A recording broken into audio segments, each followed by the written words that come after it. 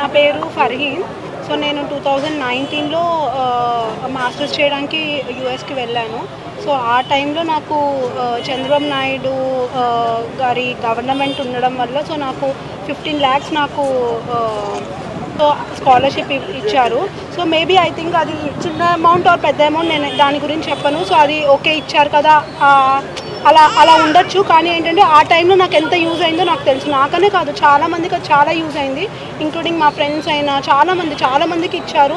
అది చాలా యూజ్ అయింది. అక్కడ ఎస్పెషల్లీ ఫారిన్ కంట్రీస్లో మాకు ఆ టైంలో ఆ ఫీజు కట్టడానికైనా మేబీ మేము ఉండడానికైనా అది చాలా అంటే చాలా యూజ్ అయింది. కరెక్ట్ టైంకి బ్యాంక్ అకౌంట్లో డిపాజిట్ అయ్యి మేము చదువుకోవడానికి ఎక్కడ ఆటంకం లేకుండా మంచిగా కరెక్ట్ టైంకి డిపాజిట్ అయ్యి చూసుకున్నారు.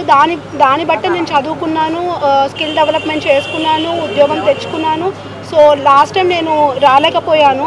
సో ఈసారైనా కూడా నేను వచ్చి బికాజ్ నేను ఇలా ఉన్నానంటే ఒక వన్ ఆఫ్ ద రీజన్స్ అనేది నాకు ఇలాగా కృతజ్ఞతతో నేను గ్రాటిట్యూడ్తో నేను వచ్చాను. బేసిక్గా అందరూ ఇంకా చంద్రబాబు నాయుడుకి ఓటేస్తే నాలాంటి వాళ్ళు ఎంతోమంది చదువుకోగలరు, ఎంతోమంది పై దానికి రాగలరు, ఎంతోమంది వాళ్ళ కుటుంబాలకి ఒక అండగా నిలవగలరు. సో నేనైతే చంద్రబాబు నాయుడుకే ఓటేస్తాను.